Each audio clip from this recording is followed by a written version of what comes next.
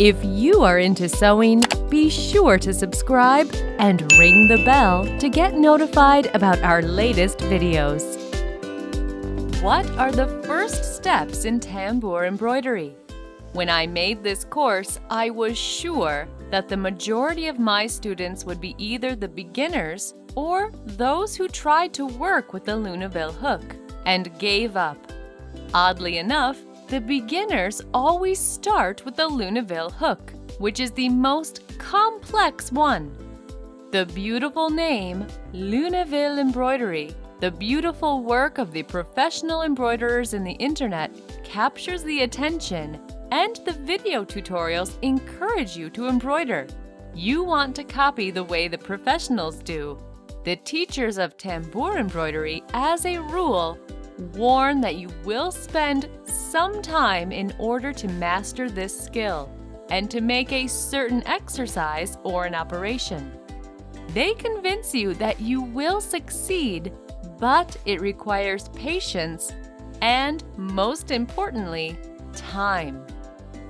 I am 100% confident that the majority of those who have taken the risks and started to embroider with the Luneville hook tried and gave up. They gave up because it did not work out, and secondly, they did not have enough time.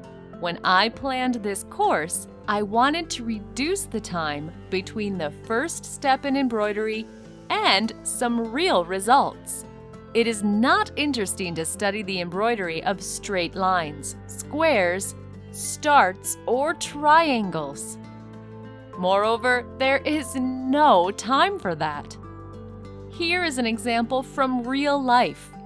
You have received an order and you need to complete it soon. Although your client wants to have tambour embroidery on the garment.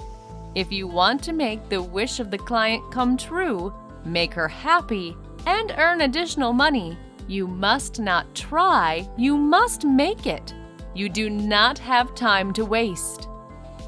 That's why I want to divide the educational process of tambour embroidery into 2 stages. The first stage, it is necessary to master either the hook A, which I called the American, or the clover hook, C. In this course, I will demonstrate everything with the American hook, as absolutely all the same movements and the same tricks can be made with the clover hook. I have already discussed the advantages and the disadvantages of these hooks in the introduction to this course. Thus, if you do not have any hook, try to purchase the American one. If you have the clover hook, you can safely work with it. The only thing to remember is the large holes it can leave on the fabric. Only during the second stage of the learning process, I plan to demonstrate the work with the Luneville hook. In order to convince you that I am right and why I want to structure the tutorial course in such a way, as an example, I will demonstrate some basic tambour stitches with the Luneville hook. So, you have mounted the mesh and made a knot on the embroidery thread. I skipped the process of making a knot, as it is another story, but let us presume that you have made it. We enter the mesh with the Luneville hook. It is necessary to wrap the hook in such a way so the thread is in the needle of the hook. At this very moment, almost simultaneously, you need to rotate the hook so that the latch is in the direct opposite the embroidery path. Only in such a position can you pull the loop from the fabric. At the same moment, you need to loosen the thread, holding it with your fingers, but simultaneously moving upwards slightly. It is necessary that the thread is not stretched, otherwise the loop will come off the hook. Then the loop is pulled out. You need to rotate the hook towards the embroidery path and enter the fabric again. Then the whole procedure is repeated. You have to wrap the hook with the thread so that it is in the needle of the hook. Moreover, you have to feel this moment and understand that the thread is hooked. After, you need to rotate the hook back and manage to pull it out without catching the mesh or the fibers of the fabrics, and simultaneously, you need to control the thread tension.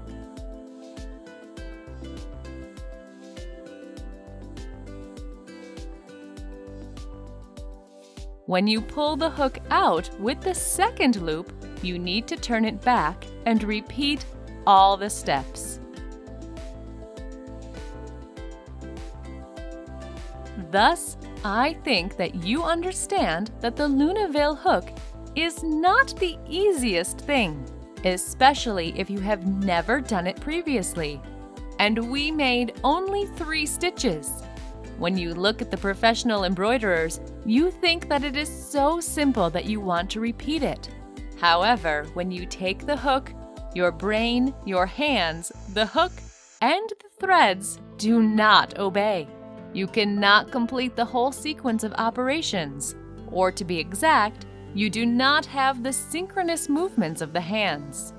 Each hand should do its own operations at the Luneville embroidery, but those operations are connected and synchronized with each other. Here, the main difficulties and mistakes occur. Until you get the automatic movements of the hands, you will not make it, and even you will lose the desire to embroider.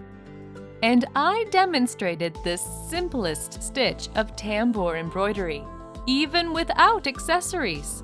Now imagine the embroidery with the accessories, when you have to have the threaded beads or sequins. Besides these operations, you simultaneously need to bring a bead to the fabric, hold it, keep it near the hook, which in turn needs to be rotated without losing any loops or thread, and re-enter it into the fabric. Get the next bead, and so on. At the same time, you need to remember about the thread tension to seize correctly this bead or sequin and try to pull the hook out easily. Have you understood that all embroidery with accessories is made on the underside? Of course, at first everyone starts with the embroidery on the transparent and semi-transparent fabrics in order to see how the beads are embroidered. Just imagine that you are embroidering on the organza or other non-transparent fabric. That's why many people give up when they have started the embroidery with the Luneville hook, as it seems to be difficult and an inaccessible thing for an ordinary person. This is the reason why I decided to divide the learning process of Luneville embroidery into 2 stages. You need to learn embroidery with the American hook and later start with the Luneville hook. I can assure you that the transition will be smooth. You will really be surprised when you work confidently with the Luneville hook because you have already felt and understand how the thread is hooked and how the loop is formed. You will know when and how the thread tension should be made, when you need to loosen or tighten it. All those skills and knowledge you will get because you start embroidering with the American hook. The thing is that while working with the American hook, you do not need to think about the half of the operations to be considered when working with the Luneville hook. When the half of the movements become automatic, it will be easy to add some new movements. You can embroider only from the top position when you work with the Luneville hook, while with the American hook, you can work from either side. Here, you will see that it is much easier to do the same operations with the American hook rather than the Luneville one.